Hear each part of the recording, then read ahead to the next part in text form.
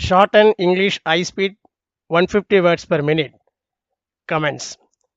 Mr. Deputy Speaker, sir, I am grateful to you for giving me an opportunity to take part in this discussion. The discussion at present is on the motion of thanks for the Governor's address, which is made at the beginning of the session of the House every year. In the Governor's address, the government in general mentioned the policies that they are going to follow during the course of the year. The honorable members get an opportunity to know the policies of the government, and they usually express their opinions during the course of the discussion on the motion of thanks for the Governor's address. At times, the honorable members may also mention certain things which are not covered by the Governor's address, since they want to bring those things to the notice of the government. In the Governor's address, the food situation in the state has been referred to. The food situation is said to be very satisfactory. It is really good that all the essential commodities are easily available to the general public, and the people are able to purchase them whenever they want. There is no scarcity of the above goods. At the same time, I would like to bring to the kind attention of the government that the farmers are responsible to bring about this situation in the state. Those farmers have to face hardship as a result of floods in successive years. After the floods in some years, we have a year of drought. Either floods or drought in year after year plays an important part in the life of the farmers.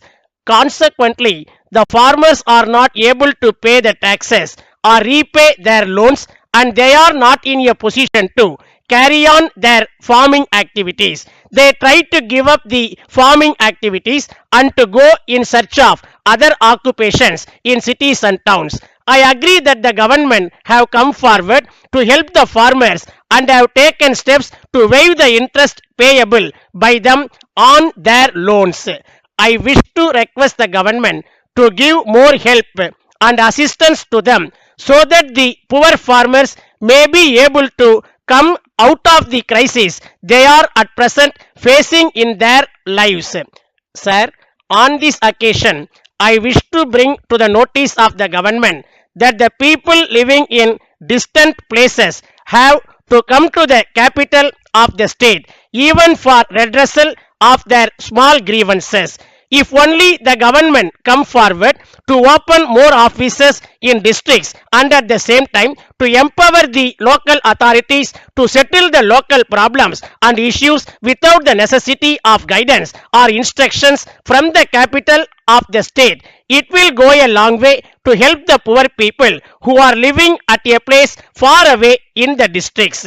Mr. Speaker, sir, the honorable members are well aware of the power situation in the state. Several honorable members have already spoken on this subject and have also put forth several arguments to augment the power production. I do not want to repeat the same points again. I would only request the government to take all steps to increase power production so that the shortage may be solved without much difficulty. The next point I would like to stress is that the government should consider whether it is not advisable to set up local committees to monitor the quantity and quality of the articles distributed to the people through the fair price shops, since there are several complaints from the people in regard to the public distribution system in the state. I would like to welcome the proposal of the government to make rice available to the public at a cost of rupee 1 per kilogram through the public distribution system. This proposal is a boon to the poor people in the state who find it difficult to buy the food grains at a high cost. This bold step of the government will no doubt increase the food subsidy. Honorable members will now appreciate that this scheme will prevent hunger and starvation, which are the result of high prices of food grains in the open market. This proposal should be implemented with immediate effect throughout the state.